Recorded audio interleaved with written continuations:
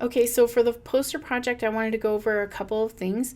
First of all, the size is 11 by 17 so that it does fit into a portfolio, so that if you actually print out a design portfolio to present to employers or to clients, then it would fit in there.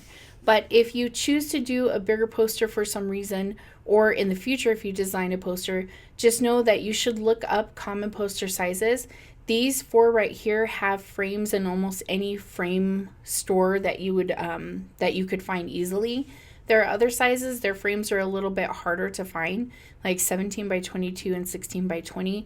And then my large format printer that I have here in my office actually has a 13 by 19 print size as well.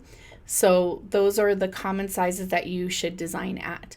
Now, in looking at this poster design, the two hallmarks of a poster is that you have words that stand out and can be seen from afar, and one big bold picture. Now, on some of these, you have two pictures, but you'll notice that this one is just both flowers, so it's still considered like one image. And then here we have a lot of different images that make up just sort of this visual, so it's still considered like one. But you'll notice that for each of these, art camp, bridal bouquets, back to school sale, they are huge and they are able to be seen from really far away. And what this does is, if I'm walking down a street and I see bridal bouquets and I'm a bride, or my sister's going to get married or whatever, then that tells me from afar I should stop and read more from this poster. If the person who's walking by has no interest in bridal anything, then by reading that, they can just keep walking. So same thing here. I don't have kids. I have nieces and nephews, but I don't have kids. So back to school sales don't matter to me. So I can just keep walking.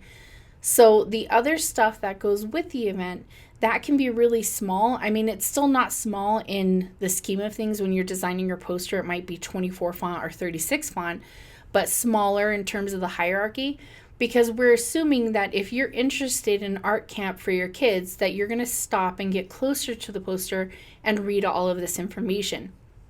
So make sure that your poster has a hierarchy.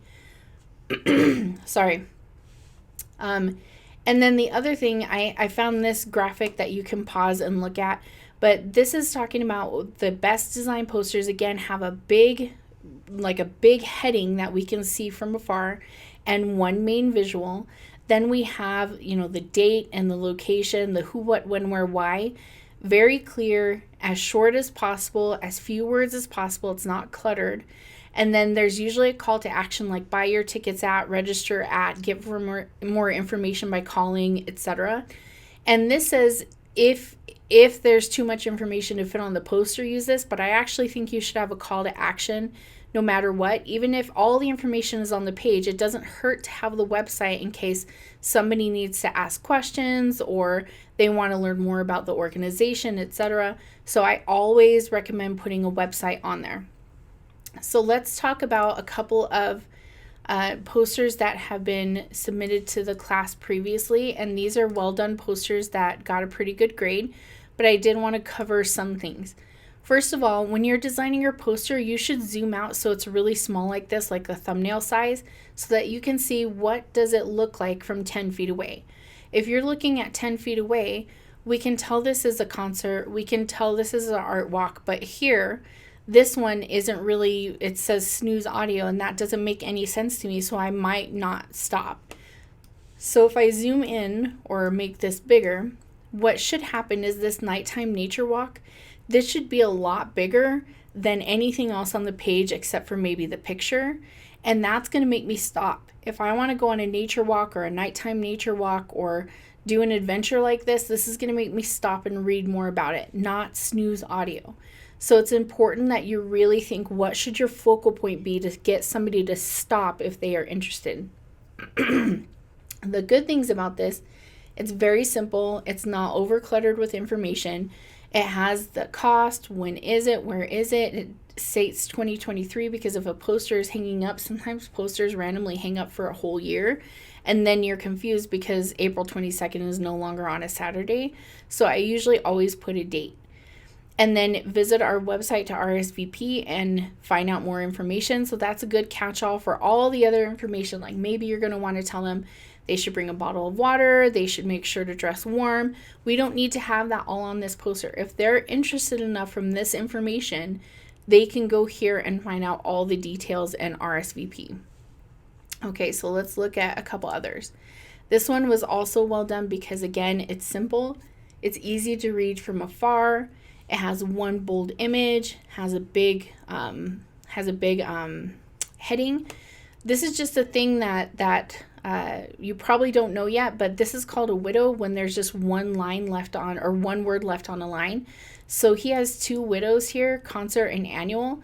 So either you're going to have to break it up, like I would put cogs and caps, and the next line put benefit concert, and I would actually put those lines closer together so they look like they are meant to be read together. And on this one, I would actually bring up annual to this top line. It saves more space and it stops that from happening. That's just a general rule of thumb for design. So this one is not bad, and it's actually, sorry, I didn't mean to say not bad. It is really good. The only problem is, if you can catch it, how do you actually get a ticket? It has no information on where to go for more information, how to register, how to get a ticket. And it says $12 admission, which, I mean, I assume that means I can go there and just pay $12 to get in. But I know it's a theater, so I'm sure they have limits as to how many people can be in that theater, like code. So that's where I'm already thinking this needs to have more information, or purchase a $12 ticket, whatever. And then that website might tell me you can also purchase at the door if there's room, etc. So make sure when you're designing your poster that you're really thinking about all the information a viewer might need, and always do that catch-all of view more information at, and put the website so that any of those questions that maybe aren't answered by the poster, you can hopefully catch at the website. All right, so then the next one, this one is more illustrative instead of photos, so that's why I wanted to bring it up. This one, very bold illustration, and all these lines lead to Art Walk, and Art Walk is the big text on the page, so it's very easy to see from afar, and this is very eye attention and eye grabbing. The only thing with this is there's a couple misspelled words, and it does have the date, where, date, time. It doesn't have, again, the year, but where, it's like an entire street. And I know Denver enough to know that you could just show up Santa Fe Drive and look for wherever the Art Walk is happening. But you should probably put something a little bit more specific, like show up in the 300 block, or start at this location, or whatever the case may be. And then it says nothing on here about free or a cost or anything like that. So really think through the content that needs to be on here. And again, you don't need to put all of the information on here. So this, again, might not answer all my questions, and she doesn't have that catch-all of where to go to get more information. So there's a couple of different content flaws that are happening with this one. And then this one has the flaw of not making me stop and really see what the event is about from afar, which makes me stop and read more about it. So for your poster, keep all of that stuff in mind. Keep it simple, keep it bold, and make sure you're looking at it at a small size to make sure that the focal point really does stop somebody who is interested to get them to read more.